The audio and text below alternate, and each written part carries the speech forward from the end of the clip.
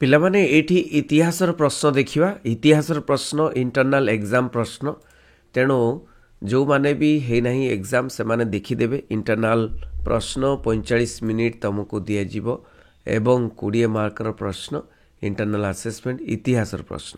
History ଲେଖା ହେଇଛି ଦେଖ ଗୋଟେ କଲେଜର, ତେଣୁ 5ଟି MCQ ପ୍ରଶ୍ନ। ପ୍ରଥମ ପ୍ରଶ୍ନ ଏଇଠି ପିଲାମାନେ, ଆଲାହାବାଦ ପ୍ରଶସ୍ତି କିଏ ଲେଖିଥିଲେ?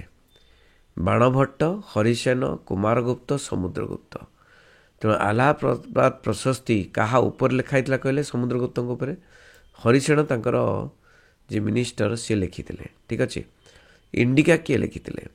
ହେରୋଡଟସ୍, ମେଗାସ୍ତିନିସ୍, କୌଟିଲ୍ୟ, ୱେସଙ୍ଗ। କ'ଣ ନା ଇଣ୍ଡିକା ଲେଖିଥିଲେ ମେଗାସ୍ତିନିସ୍, ଯିଏକି ଚନ୍ଦ୍ରଗୁପ୍ତ ମୌର୍ଯ୍ୟଙ୍କ ଦରବାରକୁ ଆସିଥିଲେ। ନେକ୍ସଟ ପ୍ରଶ୍ନ, ହରପ୍ପା ସଭ୍ୟତାର ଲକ୍ଷଣ କ'ଣ? ସହରୀ ସଭ୍ୟତା, ଗ୍ରାମ୍ୟ ସଭ୍ୟତା, ଗ୍ରାମାଞ୍ଚଳ, ଜନଜାତି। କ'ଣ ହେବ ନା ହରପ୍ପା ସଭ୍ୟତା ହେଉଛି ସହରୀ ସଭ୍ୟତା, ମାନେ ଟାଉନ ପ୍ଲାନିଂ ସେଠି ଥିଲା, ସହରୀ ସଭ୍ୟତା ନାଇଁକି। ନେକ୍ସଟ ପ୍ରଶ୍ନ, ପ୍ରଥମେ କେଉଁଠାରେ ଆର୍ଯ୍ୟମାନେ ବସତି ସ୍ଥାପନ କରିଥିଲେ? ହିମାଳୟ ଅଞ୍ଚଳ, ଡେକାନ, ସପ୍ତସିନ୍ଧୁ ଅଞ୍ଚଳ, ଆର୍ଯ୍ୟବର୍ତ୍ତ। ତେଣୁ ସପ୍ତସିନ୍ଧୁ ଅଞ୍ଚଳ ସେଇଠି ବସତି ସ୍ଥାପନ କରିଥିଲେ। ମଗଧ ସାମ୍ରାଜ୍ୟର ପ୍ରତିଷ୍ଠାତା କିଏ? ଅଜାତଶତ୍ରୁ, ଉଦୟନ, ମହାପଦ୍ମନନ୍ଦ, ବିମ୍ବିସାର। ମଗଧ ସାମ୍ରାଜ୍ୟର ପ୍ରତିଷ୍ଠାତା ନାଇକି ଗୋଟେ କ୍ୱେଶ୍ଚନ୍ ଅଛି, ମଗଧ ସାମ୍ରାଜ୍ୟର ପ୍ରତିଷ୍ଠାତା ତ ଉଦୟନ ତ ହେବ ନାହିଁ, ମହାପଦ୍ମନନ୍ଦ ନୁହଁ, ଅଜାତଶତ୍ରୁ, ବିମ୍ବିସାର। ଦେଖ ବିମ୍ବିସାର ତାପରେ ଅଜାତଶତ୍ରୁ ତାପରେ ବିନ୍ଦୁସାର, ବିମ୍ବିସାରଙ୍କ ପୁତ୍ର କିଏ? ଅଜାତଶତ୍ରୁ ନାଇଁକି। ତେଣୁ ବିମ୍ବିସାର ହେବ ଉତ୍ତର ନାଇଁକି। ତାପରେ ଦେଖିବା ଏଇଠି ଦେଖ ଖ ବିଭାଗ ନାଇଁ 2 ମାର୍କିଆ ପ୍ରଶ୍ନ କ'ଣ ଆସିଛି ନା ହରପ୍ପା ସହରର ସିଟାଡେଲ ବିଷୟରେ ଲେଖ। ହରପ୍ପା ସହରର ସିଟାଡେଲ ବିଷୟରେ ଲେଖ ନାଇଁକି। ତେଣୁ ହରପ୍ପା ସହର ମାନେ କ'ଣ? ସହର ମାନେ ସହରୀ ସଭ୍ୟତା ଥିଲା। ଆଉ ସିଟାଡେଲ ବିଷୟରେ ଲେଖ ହେଲେ ସିଟାଡେଲ କେମିତିଆ ନା ସିଟାଡେଲ ଉଚ୍ଚକୁ ହୋଇଥିଲା ନାଇଁକି, ମାନେ ଉଚ୍ଚରେ, ମାନେ ଉଚ୍ଚ ଜାଗା ନିଚ ଜାଗା। ଉଚ୍ଚରେ ଯେଉଁ ମାନେ ବସତି ସ୍ଥାପନ ହେଇଥିଲା ହରପ୍ପା ସହରରେ ତାକୁ ସିଟାଡେଲ କୁହାଯାଏ। ଚତୁର ଆଶ୍ରମ କ'ଣ? ଏହାର ଲକ୍ଷଣ କ'ଣ? ଚତୁରାଶ୍ରମ କହିଲେ ପିଲାମାନେ ଦେଖ ଚତୁରାଶ୍ରମ ମାନେ 4ଟି ଆଶ୍ରମ ନାଇଁକି। 4ଟି ଆଶ୍ରମ କ'ଣ ନା ବ୍ରହ୍ମଚର୍ଯ୍ୟ, ଗ୍ରାହସ୍ଥ, ବାନପ୍ରସ୍ଥ, ସନ୍ନ୍ୟାସ। ଏହାର ଲକ୍ଷଣ ଲେଖ ନାଇଁକି, ଲକ୍ଷଣ ଗୁଡ଼ିକ ଲେଖିବ। ବ୍ରହ୍ମଚର୍ଯ୍ୟ ଆଶ୍ରମରେ କ'ଣ କରୁଥିଲେ ନା ପାଠ ପଢ଼ୁଥିଲେ ନାଇଁ, ଆଉ ତାପରେ ବ୍ରହ୍ମଚର୍ଯ୍ୟ ପରେ ଗ୍ରାହସ୍ଥରେ ସେମାନେ କ'ଣ କରୁଥିଲେ ନା ଲୋକମାନେ ଗ୍ରାହସ୍ଥରେ ବିବାହ କରୁଥିଲେ, ଘର ସଂସାର କରୁଥିଲେ। ତାପରେ ବ୍ରହ୍ମଚର୍ଯ୍ୟ, ଗ୍ରାହସ୍ଥ, ବାନପ୍ରସ୍ଥ, ବାନପ୍ରସ୍ଥରେ ଅଧେ ସମୟ ଘରେ ରହୁଥିଲେ ଆଉ ଅଧେ ସମୟ ଜଙ୍ଗଲରେ ବିତାଉଥିଲେ। ତାପରେ ସନ୍ନ୍ୟାସୀମାନେ ପୁରା ସଂସାର ଛାଡ଼ିକିରି ସେମାନେ ଭଗବାନଙ୍କୁ ପାଇବା ପାଇଁ ଇଚ୍ଛା କରୁଥିଲେ। ପରବର୍ତ୍ତୀ ବୈଦିକ ଯୁଗର ମହିଳାମାନଙ୍କର ଅବସ୍ଥା ବିଷୟରେ। ମହିଳାମାନଙ୍କ ଅବସ୍ଥା ବହୁତ ଶୋଚନୀୟ ଥିଲା। ପରବର୍ତ୍ତୀ ବୈଦିକ ଯୁଗରେ ମହିଳାମାନଙ୍କର କ'ଣ ଅବସ୍ଥା ବହୁତ ଶୋଚନୀୟ ଥିଲା। ସେମାନେ ରାଜନୈତିକ, ସାମାଜିକ ଅଧିକାର ପାଉନଥିଲେ, ପୈତୃକ ଅଧିକାର ପାଉନଥିଲେ। ତାପରେ ସେଇଠି ମାନେ ଅଲଗା ଅଲଗା ସବୁ ମାନେ କ'ଣ ଯେମିତିକି ଋଗ୍ବେଦିକ ଯୁଗରେ ମାନେ ମହିଳାମାନେ ବହୁତ ଉନ୍ନତ ମହିଳାମାନେ ଥିଲେ। ଏବେ ମହିଳାମାନେ କ'ଣ ପର୍ଦ୍ଦା ସିଷ୍ଟମ ଆରମ୍ଭ ହେଇଗଲା ମହିଳାମାନଙ୍କର, ବିଭିନ୍ନ ପ୍ରକାର ଯୌତୁକ ପ୍ରଥା।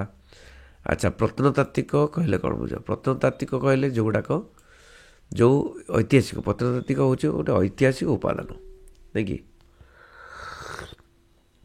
ଆଉ ସେ ଐତିହାସିକ ଉପାଦାନ ଯେଉଁ ପ୍ରତ୍ନତାତ୍ତ୍ୱିକ ଉପାଦାନ ସେ କ'ଣ ନା ଯେକୌଣସି ଉପାଦାନ କିମ୍ବା ଅବଶେଷ ଯେଉଁଟାକି ମାଟି ତଳୁ ମିଳୁଛି କିମ୍ବା ମାଟି ଉପରୁ ମିଳୁଛି ତାକୁ ପ୍ରତ୍ନତାତ୍ତ୍ୱିକ ଉପାଦାନ କୁହାଯାଏ। ଆଉ ଯେମିତିକି ହରପ୍ପା ସଭ୍ୟତା ଆବିଷ୍କାର ହେଇଛି ନାଇଁ। ତାପରେ ଦେଖ ଅଜାତଶତ୍ରୁ ବିଷୟରେ ଲେଖ। ଅଜାତଶତ୍ରୁ ବିଷୟରେ ଲେଖିବ। ବିମ୍ବିସାରଙ୍କର ପୁତ୍ର ଅଜାତଶତ୍ରୁ ମଗଧକୁ କେମିତି ଷ୍ଟ୍ରଙ୍ଗ କରିଥିଲେ, ବଳବାନ କରିଥିଲେ ନାଇଁକି। ଆଚ୍ଛା, ତାପରେ ଦେଖିବା 3 ମାର୍କିଆ ପ୍ରଶ୍ନ, ସଙ୍ଗମ ସାହିତ୍ୟ କ'ଣ ତା ବିଷୟରେ ଲେଖ। ସଙ୍ଗମ ସାହିତ୍ୟ ମାନେ ଦାକ୍ଷିଣାତ୍ୟର ଦାକ୍ଷିଣାତ୍ୟରେ ସଙ୍ଗମ ସାହିତ୍ୟ ନାଇଁ କି। ତ ସଙ୍ଗମ ସାହିତ୍ୟ ଯେଉଁ ଚୋଳ ପାଣ୍ଡ୍ୟ ପଲ୍ଲବ ଏସବୁ ରାଜ୍ୟ ଥିଲା। ତ ସଙ୍ଗମ ସାହିତ୍ୟ ସେ ଯେଉଁ ସାହିତ୍ୟ ଯେଉଁଟାକି ସାଉଥ୍ ବା ଦକ୍ଷିଣ ଅଞ୍ଚଳରେ ବା ଦକ୍ଷିଣ ଭାରତରେ ଏହା ପ୍ରୋଗ୍ରେସ୍ ହେଇଥିଲା। ମହେଞ୍ଜୋଦାର ବୃହତ୍ ସ୍ନାନାଗାର ପଦ୍ଧତି ବିଷୟରେ ଲେଖ। ବୃହତ୍ ସ୍ନାନାଗାର ମହେଞ୍ଜୋଦାରରେ ଅଛି ନାଇଁ କି। ଆଉ ବୃହତ୍ ସ୍ନାନାଗାରରେ ସମସ୍ତେ କ'ଣ ନା ଏଇଟା ଗୋଟେ ଧାର୍ମିକ ସ୍ଥାନ ବୋଲି ଗ୍ରହଣ କରାହେଉଥିଲା। ଆଉ ଏଇ ଯେଉଁ ଧାର୍ମିକ ସ୍ଥାନରେ କ'ଣ ନା ବୃହତ୍ ସ୍ନାନାଗାର ଏ ଯେଉଁ ଥିଲା ଧାର୍ମିକ ସ୍ଥାନ ରୂପେ ଗ୍ରହଣ କରାଯାଉଥିଲା ଏବଂ ବିରାଟ ଗାଧୁଆଘର ଥିଲା ବୃହତ୍ ସ୍ନାନାଗାର। ସେଇଠି ମାନେ ଡ୍ରେସ୍ ଚେଞ୍ଜ କରିବା ପାଇଁ ମଧ୍ୟ ଗୃହ ଥିଲା ଏବଂ ଦର୍ଶନ କରିବା ପାଇଁ ମଧ୍ୟ ପାହାଚ ଥିଲା ବସିବା ପାଇଁ। ତାପରେ ଦେଖ ସଭା ସମିତିର ଗୁରୁତ୍ୱ ବିଷୟରେ ଲେଖ।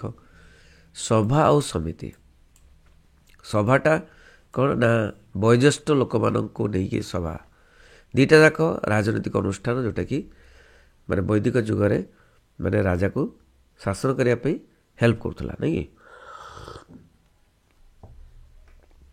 ସଭାଟା କ'ଣ ନା ସଭା ରାଜାକୁ ବହୁତ ମାନେ ଦେଉଥିଲେ କ'ଣ ସଲାହ ଦେଉଥିଲେ ନାଇଁ, ସାହାଯ୍ୟ କରୁଥିଲେ, ଉପଦେଶ ଦେଉଥିଲେ। ସମିତି କ'ଣ ନା ଯେଉଁମାନେ ମାନେ କ'ଣ ଟିକେ ପ୍ରାୟ ପ୍ରତ୍ୟେକଟି ନାଗରିକ ଏହି ସମିତିର ଅଂଶଗ୍ରହଣ କରୁଥିଲେ। କାଶୀ ମହାଜନ ବିଷୟରେ ଲେଖିବ।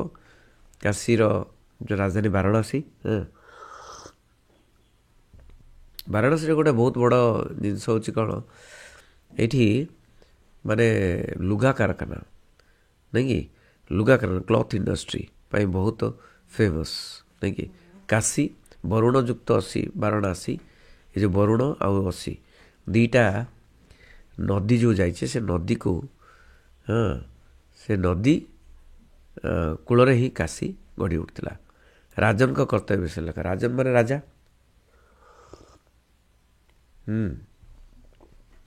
କୌଣସି ମାନେ ରାଜନ ନାଇଁ କି, ରାଜନ ମାନେ ରାଜା। ତ ରାଜା ଗୋଟିଏ ନିର୍ଦ୍ଦିଷ୍ଟ ଅଞ୍ଚଳର ରାଜା ନାଇଁ କି। ତେଣୁ ସେ ରାଜନଙ୍କର କର୍ତ୍ତବ୍ୟ ହେଉଛି ସବୁକିଛି, ସାମରିକ କର୍ତ୍ତବ୍ୟ ନାଇଁ, ସାମରିକ ହେଡ଼୍ ସିଏ ଥିଲେ। ତାପରେ ରାଜ୍ୟର ମୁଖ୍ୟ ଥିଲେ ନାଇଁ,